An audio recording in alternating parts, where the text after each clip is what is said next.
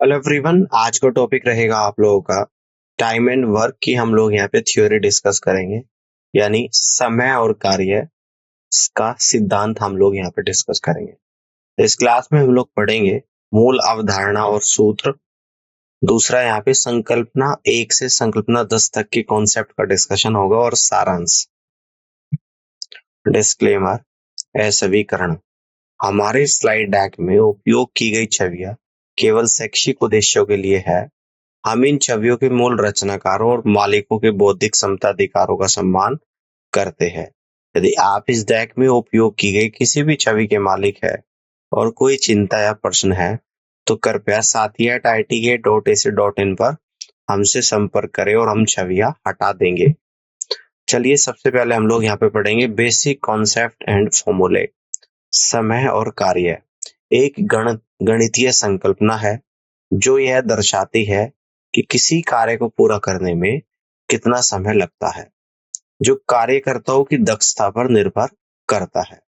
इसमें यह गणना करना शामिल है कि एक या एक से अधिक लोग या मशीनें मिलकर या अलग-अलग काम करने पर किसी कार्य को पूरा करने में कितना समय लगेंगे। ठीक है ना? अगला है आप लोगों का यहाँ पे मुख्य अवधारणा, यहाँ पर देख लेते हैं कार्य।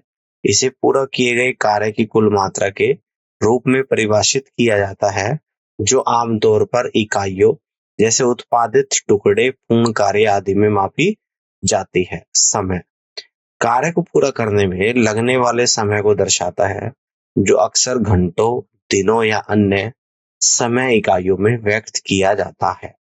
दक्षता को यहाँ पे समझ लेते हैं कि क्या होती है। कार्य करने की दर, जिसे आमतौर पर समय की एक इकाई में किए गए कार्य की मात्रा के रूप में मापा जाता है। यहाँ पे सूत्र समझ लेते हैं। किया गया कार्य यानी कि कार्य बराबर कार्य की दर गुणा समय होता है। कार्य की दर, यदि कोई व्यक्ति n दिनों में कार्य पूरा कर सकता है, तो उसकी कार्य की दर क्या होती है? कार्य की दर बराबर 1/n काम प्रतिदिन।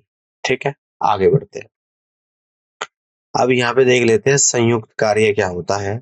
यदि दो या दो से अधिक लोग एक साथ काम करते हैं, तो उनका संयुक्त कार्य दर उनके व्यक्तिगत कार्य दरों का योग होती है। उदाहरण यहाँ पर देख लेते हैं। एकल श्रमिक, यदि एक श्रमिक एक कार्य को 5 घंटे में पूरा कर सकता है, तो उनकी कार्य दर क्या हो जाएगी? यानी कि दर बराबर एक कार्य डिवाइडेड बाई 5 घंटे, यानी कि 1/5 कार्य बटा घंटे के बराबर होती है। दो श्रमिक, यदि श्रमिक ए एक कार्य को 4 घंटे में पूरा कर सकता है और श्रमिक बी 6 घंटे में, तो उनका संयुक्त कार्य दर क्या होता है? ए की दर बराबर 1/4 कार्य बटे घंटा, बी की दर बराबर 1/6 कार्य बटे घंटा। तो संयुक्त दर क्या निकल कर आएगी? संयुक्त दर बराबर 1/4 प्लस 1/6। 4 6 का एलसीएम कितना आ जाएगा? ये ऊपर नीचे क्या करेंगे हम लोग? नीचे 12 बना देंगे इसके डिनोमिनेटर को। तो ऊपर नीचे 3 की गुणा 3/12, इधर 2 की गुणा प्लस 2/12, तो 12 नीचे एलसीएम ले लूंगा, 3 प्लस 2 यानी कि 5/12 कार्य बटे घंटा होता है। इसका अर्थ क्या है कि वे मिलकर काम को पूरा कर रहे हैं। तो यहाँ से जब समय निकालेंगे, एक काम को पूरा करने में एक कार्य डिवाइडेड बाई 5/12 घंटा, 5/12 कार्य बटे घंटा। कार्य से कार्य चलेगा, 12 ऊपर चलेगा, यानी कि 12/5 घंटे आ गया, यानी कि 2.4 घंटे यहाँ पे आंसर इसका निकल कर आएगा। ठीक है, आगे बढ़ते। अब यहाँ पे कॉन्सेप्ट नंबर 1 को समझ लेते हैं। ऐसे ही हम लोग 10 कॉन्सेप्ट डिस्कस करेंगे। फर्स्ट, यदि किसी व्यक्ति को कार्य को पूरा करने में डी दिन लगते, तो उसके द्वारा एक दिन में किया गया कार्य क्या होता है? 1/d होता है। ठीक है ना? कार्य करने की दक्षता कैपिटल ई और समय कैपिटल टी के बीच व्युत्क्रमानुपाती होता है, जब कार्य का पूरा होना निश्चित होता है। तो ई डायरेक्टली प्रोपोर्शनल 1/t के बराबर होता है। ई यहाँ पे एफिशिएंसी है, टी यहाँ पर टाइम। सेकंड पॉइंट यहाँ पर क्या है कॉन्सेप्ट 1 में? यदि p की दक्षता q की दक्षता से n गुना अधिक है, तो P को इसी मात्रा के कार्य को पूरा करने के लिए Q के द्वारा लिए गए समय का 1/n भाग लगेगा। ठीक है ना। अब यहाँ पर उदाहरण को समझते हैं। राम किसी कार्य को 40 दिनों में पूरा कर सकता है। हरि राम से 4 गुना अधिक दक्ष है। 4 गुना अधिक दक्ष है यानी कि 4 गुना ज्यादा काम कर लेता है हरि राम से। तो हरि कितने दिनों में उस काम को पूरा करेगा, ये आप लोगों को यहाँ पे बता। तो इसके सॉल्यूशन को देख लेते हैं। जब हरि राम से 4 गुना ज्यादा काम करता है तो उससे कम समय लेगा। कितना कम समय लेगा? राम किसी कार्य को पूरा करने में 40 दिनों में पूरा करता है, तो हरि उसी काम को पूरा करने में कितना लेगा? हरि उससे 4 गुना दक्ष है, तो कितना कम समय लेगा? 1/4 गुना 40 यानी कि 10 दिन लगाएगा हरि उस कार्य को करने में। ठीक है, बात समझ में आ गई है। अब आगे बढ़ते हैं और कॉन्सेप्ट नंबर सेकंड को यहाँ पर समझते हैं। यदि M1 व्यक्ति D1 दिनों में H1 घंटे काम करके W1 काम कर सकते हैं, तो M2 व्यक्ति D2 दिनों में S2 घंटे काम करके W2 काम कर सकते हैं। तो उनके बीच संबंध क्या निकल कर आएगा? M1 D1 H1 upon W1 equal to M2 D2 S2 upon W2। उदाहरण यहाँ पर समझते हैं। 24 पुरुष प्रतिदिन 8 घंटे काम करके 15 दिनों में एक सड़क बनाते हैं, तो 48 पुरुष प्रतिदिन 6 घंटे काम करके 3 गुना लंबी सड़क कितने दिनों में बनाएंगे, ये आप लोगों को यहाँ पे बताना है। तो यहाँ पर इसका हल देख लेते हैं। फॉर्मूला होता है M1 D1 H1 divided by W1 equal to M2 D2 S2 divided by W2। तो कितने M1 की वैल्यू 24, तो 24 रखेंगे यहाँ पे। D1 कितने हैं? 15 दिन, तो गुना 15। H1 कितना है? 8। 24 गुना 15 गुना 8 बटे कितना काम करते हैं? 1 गुना, डिवाइड बाई 1 इक्वल टू 48 पुरुष है 48 गुना D2 गुना कितना है? H2 6 और डिवाइड बाई कितने गुना? 3 गुना, पहले से 3 गुना। तो यहाँ से जैसे ही सॉल्व करेंगे तो D2 निकल कर जो आएगा ये आएगा 24 गुना 15 गुना 8 गुना 3/48 गुना 6 क्रॉस मल्टीप्लाई करी, तो यहाँ से आपका 8 छंग 48 आया, 6 चौक 24 आया, 3 से 6 2 बार, 2 से 4 2 बार, यानी कि D2 बराबर 30 दिन यहाँ पर निकल कर आया है। समझ आ गई बात। अब आगे बढ़ते हैं, कॉन्सेप्ट नंबर 3 को यहाँ पर समझते हैं। यदि ए एक काम को स्मॉल ए दिनों में और बी स्मॉल बी दिनों में करता है, तो दोनों मिलकर काम को A B upon A plus B दिनों में पूरा कर सकते हैं। उदाहरण यहाँ पर समझ लेते हैं कि ए काम को 10 दिनों में और बी 15 दिनों में पूरा करता है, तो ए प्लस बी काम को कितने दिनों में पूरा कर सकते हैं, आपको यहाँ पे बताना है। देखते हैं इसका सॉल्यूशन। यानी कि ए प्लस बी काम पूरा करते हैं, यहाँ से ये वाला कॉन्सेप्ट लगाएंगे तो 10 गुना 15 डिवाइड बाई 10 प्लस 15 आएगा, तो 10 गुना 15 150/25 यानी कि 6 दिन लगेंगे। ठीक है ना। अब यहाँ पर आगे बढ़ते हैं और कॉन्सेप्ट नंबर 4 को यहाँ पे समझते हैं। देखिएगा ध्यान से। यदि ए और बी किसी काम को x दिनों में पूरा कर सकते हैं और ए अकेले उस काम को y दिनों में पूरा कर सकता है, तो बी को काम पूरा करने में लगने वाले दिनों की संख्या कितनी हो जाएगी? XY divided by y minus x दिन होती है। कितनी होती है? x into Y upon y minus x दिन होती है। तो यहाँ पर उदाहरण समझते हैं। ए और बी किसी काम को 20 दिनों में पूरा कर सकते हैं और ए अकेला उस काम को 30 दिनों में पूरा कर सकता है, तो बी कितने दिनों में काम पूरा कर सकता है, ये आपको यहाँ पे बताना है। इसके सॉल्यूशन को यहाँ पे समझते हैं। बी काम को पूरा करेगा तो कितना आ जाएगा यहाँ पे? 20 गुना 30, 20 गुना 30 और divided by 30 minus 20, divide by 30 minus 20 यानी कि 600/10, तो 60 दिन आपका यहाँ पर निकल कर आ जाएगा। कितना आएगा? 60 दिन यहाँ पर निकल कर आएगा। बात समझ में आ गई है। अब यहाँ पे आगे बढ़ते हैं और कॉन्सेप्ट नंबर 5 को यहाँ पे समझते हैं। देखिएगा ध्यान से। ए बी सी कर्म से एक्स वाई और जेड दिनों में एक काम कर सकते हैं, तो एक काम को X into Y into Z upon X Y plus Y Z plus Z X दिनों में पूरा करेंगे। उदाहरण यहाँ पर समझ लेते हैं। ए बी और सी कर्म से 10 12 और 15 दिनों में एक काम कर सकते हैं। वे सभी मिलकर काम को कितने दिनों में पूरा करेंगे, ये आपको यहाँ पे निकालना है। तो इसका यहाँ पे हल देख लेते हैं। ए प्लस बी प्लस सी काम को पूरा करेंगे इक्वल टू, यानी कि 10 गुणा 12 गुणा 15 बटे 10 गुणा 12 प्लस 12 गुणा 15 प्लस 15 गुणा 10, तो यानी कि 10 गुणा 12 गुणा 15 18 बटे 120 प्लस 180 प्लस 150, तो 120 और 180 300 150 450 1800 बटे 450, 4 दिन यहाँ पे निकल कर आएगा। इस तरीके से आप क्वेश्चन को यहाँ पे करोगे। ठीक है, अब आगे बढ़ते हैं और कॉन्सेप्ट नंबर 6 को यहाँ पर समझते हैं। यदि ए और बी एक काम को x दिनों में कर सकते हैं, बी और सी उसी काम को y दिनों में कर सकते हैं, ए और सी इसे z दिनों में कर सकते हैं, तो साथ मिलकर काम करते हुए वे उस काम को 2xyz divided by xy plus yz plus zx दिनों में पूरा कर सकते हैं। उदाहरण के तौर पर देखते हैं, ए और बी एक काम को 20 दिनों में पूरा कर सकते हैं, बी और सी उसी काम को 30 दिनों में पूरा कर सकते हैं, सी और ए उसी काम को 40 दिनों में पूरा कर सकते हैं। वे एक साथ मिलकर काम करते हुए कितने दिनों में काम पूरा करेंगे, ये आपको यहाँ पे बताना है। तो यहाँ पे हल को देख लेते हैं। ए प्लस बी प्लस सी काम को पूरा करते हैं इक्वल टू, तो यहाँ पर कितना आएगा 2 गुणा 20 गुणा 30 गुणा 40 और डिवाइडेड बाई 20 गुणा 30 प्लस 30 गुणा 40 प्लस 20 गुणा 40, यानी कि 48,000 डिवाइडेड बाई 600 प्लस 1200 प्लस 800, तो 48,000 डिवाइडेड बाई 2600, 2 जीरो से 2 जीरो कटी, 2 से ऊपर नीचे कट करूंगा 240 बटे 13, यानी कि 18 से ही 6 बटे 13 दिन में काम को पूरा कर सकते हैं। ठीक है, आगे बढ़ते हैं, कॉन्सेप्ट नंबर 7 को यहाँ पे समझते हैं।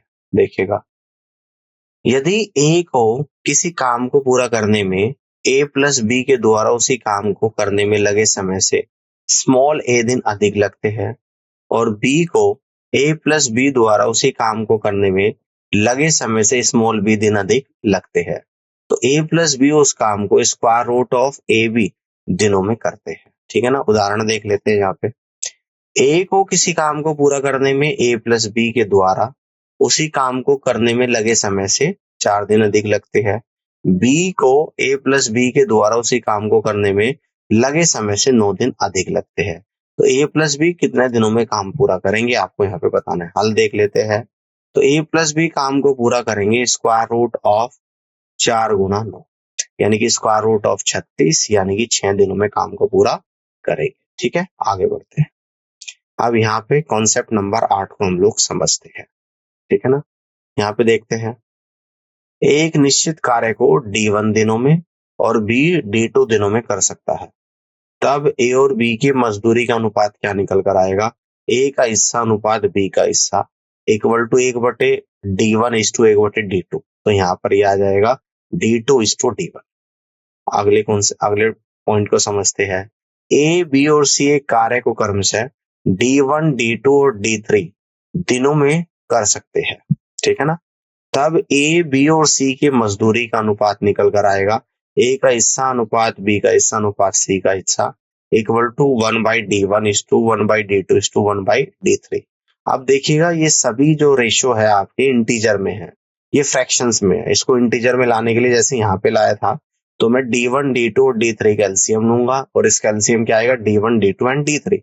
तो प्रत्येक समीकरण को D1, D2, D3 से गुणा करने पर तब अनुपात क्या हो जाएगा, ए का हिस्सा अनुपात बी का हिस्सा अनुपात सी का हिस्सा, तो यहाँ पर आएगा D2, D3 is to D1, D3 is to D1, D2। तो ये आप लोगों का यहाँ पर किस में आ जाएगी, आप लोगों की इंटीजर में वैल्यू निकल कर आएगी। समझ में आ गया कॉन्सेप्ट नंबर 8 भी आप लोगों को यहाँ पे। ठीक है, अब हम लोग आगे बढ़ते हैं और कॉन्सेप्ट नंबर 9 को यहाँ पर समझते हैं। यदि ए, बी और सी किसी काम को क्रमशः X, Y और Z दिनों में कर सकते हैं, काम का अनुबंध ₹R का है, यानी कि ₹R मिलते हैं काम को करने के लिए और वे सभी मिलकर काम को करते हैं, तब यहाँ पे A का हिस्सा कितना हो जाएगा, तो A का हिस्सा हो जाएगा कितने रुपया होगा, तो A का हिस्सा देखो, A के साथ X था तो X हटा दो, R का टोटल कितना भाग मिलेगा A को, तो R into Y into Z divided by X Y plus Y Z plus Z X. ऐसे जब B का हिस्सा निकालोगे तो B का पार्ट Y है, Y को हटाएंगे तो R into Z into X divided by X Y plus Y Z plus Z X आ जाएगा। C का हिस्सा यहाँ पर जब निकालेंगे तो r into X into Y divided by X Y plus Y Z plus Z X यहाँ पर हो जाएगा। अब यहाँ पर उदाहरण को समझते हैं। ए बी और सी एक काम को क्रम से 20 दिन 25 दिन और 30 दिनों में कर सकते हैं। उन्होंने मिलकर वह काम पूरा किया और मजदूरी के रूप में 3,700 रुपए प्राप्त किए। तो ए बी और सी की मजदूरी क्रम से ज्ञात कीजिए कि कितनी होगी।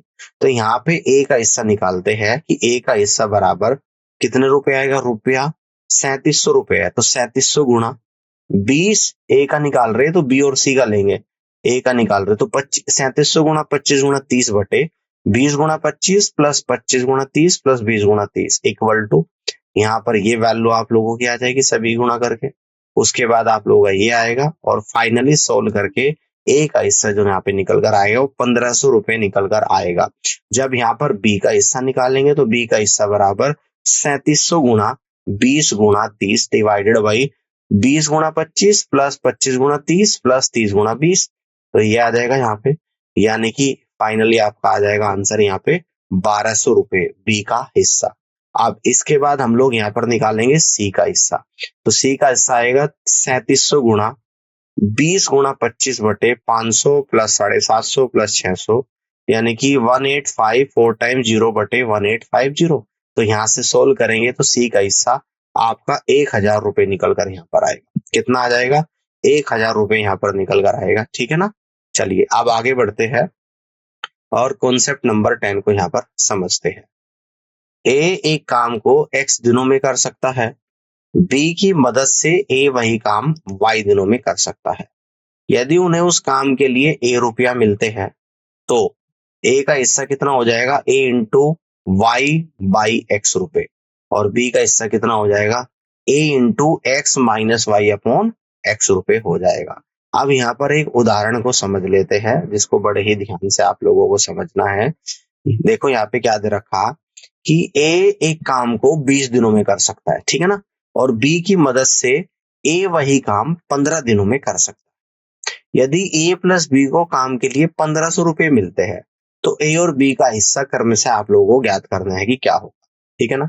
तो यहां से जो ए का हिस्सा निकल कर आ जाएगा वो कितना आएगा, 1500 जो रुपए मिल रहे वो 1500 गुणा, ठीक है ना, 1500 गुणा कितना आ जाएगा आप लोगों का, वाई यानी कि 15 और डिवाइडेड बाई 20, है ना, 15 डिवाइडेड बाई 20 आएगा यानी कि 1125 रुपए। अगर यहाँ पे बी के हिस्से की बात करें तो बी का हिस्सा कितना आएगा, तो बी के हिस्से में ये वाला फॉर्मूला हम लोग यहाँ पे यूज करेंगे। तो 1500 गुणा 20 माइनस 15 और डिवाइडेड बाई 20 यानी कि 1500 गुणा 5 बटे 20, तो यहाँ पे निकल कर आ जाएगा आप लोगों का 375 रुपया। ठीक है ना, कितना आ जाएगा यहाँ पे, 375 रुपया निकल कर आएगा। चलिए अब यहाँ पे टाइम एंड वर्क की थ्योरी में समरी को और समझ लेते हैं। समय और कार्य, मूल अवधारणा, कार्य पूर्ण किए गए कार्यों की मात्रा है, जबकि समय कार्य को पूरा करने के लिए आवश्यक अवधि को संदर्भित करता है। उत्पादकता और दक्षता निर्धारित करने के लिए अक्सर समय और कार्य के बीच संबंध का विश्लेषण किया जाता है। सूत्र देखते हैं आपके, यदि कोई कार्य एक कर्मचारी के द्वारा टी घंटों में पूरा किया जा सकता है तो किए गए कार्य की मात्रा W बराबर टी इंटू कार्य दर के रूप में निर्धारित की जा सकती है। एकाधिक श्रमिकों के लिए संयुक्त कार्य दर व्यक्तिगत कार्य दरों का योग है और आवश्यक समय की गणना तदनुसार की जा सकती है। ठीक है ना, आगे बढ़ते हैं। अब आगे है आपका काम और मजदूरी।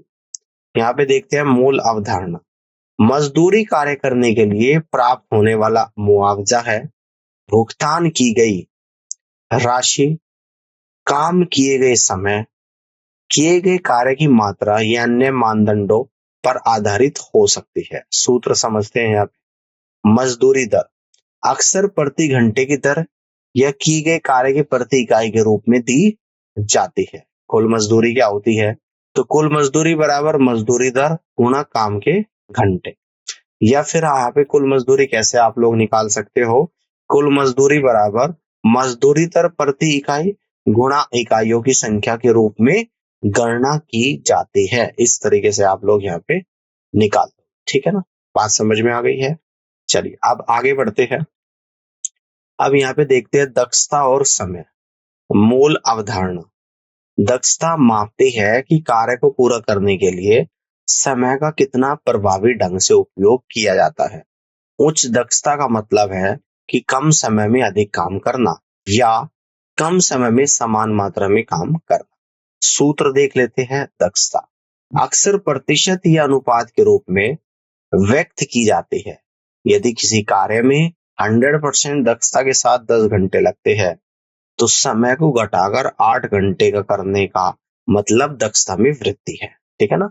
यानी कि किसी काम के 100% काम को करने में अगर 10 घंटे लग रहे, अब अगर उस काम को मैं 8 घंटे में कर रहा हूं तो इसका मतलब मैं अपनी इफिशियंसी को बढ़ा रहा हूं, यानी कि दक्षता में वृद्धि हो रही है, या फिर हम कहेंगे क्षमता में वृद्धि हो रही है। दक्षता का अनुपात क्या होता है? दक्षता अनुपात बराबर काम किया गया डिवाइडेड बाई लिया गया समय के बराबर होता है। ठीक है, समझ आ गई बात?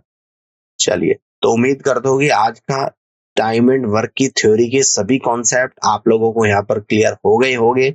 इसी पर आधारित एक्सरसाइज और मेमोरी बेस्ड क्वेश्चंस में क्वेश्चंस आप लोगों से पूछे जाएंगे। तो मुझे पूरी उम्मीद है इन सभी कॉन्सेप्ट से आप सभी क्वेश्चंस को इजिली कर पाओगे। तो इस पूरी क्लास को देखने के लिए आप सभी का बहुत बहुत धन्यवाद।